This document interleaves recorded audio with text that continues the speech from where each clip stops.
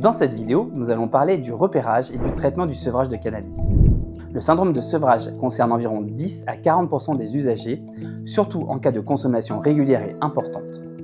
Il apparaît le plus souvent dans les 24 à 72 heures après l'arrêt. Il atteint un maximum au cours de la première semaine et peut durer 1 à 3 semaines en fonction de l'intensité et de la fréquence des consommations.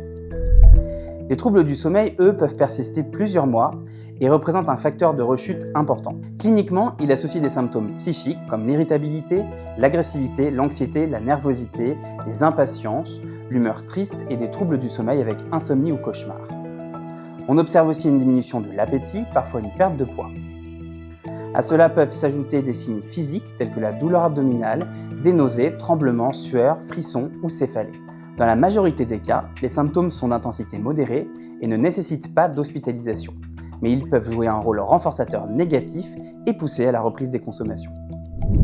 Le repérage repose avant tout sur l'interrogatoire clinique en recherchant systématiquement des signes chez un patient qui a arrêté ou réduit sa consommation. Il est important de rappeler que ces symptômes ressemblent parfois à un épisode dépressif, ce qui nécessite une vigilance particulière. La prise en charge est principalement symptomatique. En première intention, on recommande des anxiolytiques non benzodiazépiniques, comme l'hydroxyzine, pour limiter l'anxiété et l'agitation. Le zopiclone peut aider à réduire les troubles du sommeil. La mélatonine est-elle indiquée en cas de décalage de phase du sommeil.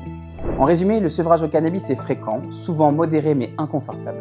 Son repérage précoce et une prise en charge adaptée permettent de réduire le risque de rechute et d'accompagner le patient dans un parcours de soins. Aux urgences, l'enjeu principal est de rassurer, de contrôler les symptômes aigus comme l'agitation ou l'anxiété et surtout d'identifier le syndrome de sevrage afin d'éviter une reprise immédiate des consommations. Il faudra aussi orienter rapidement vers une prise en charge addictologique.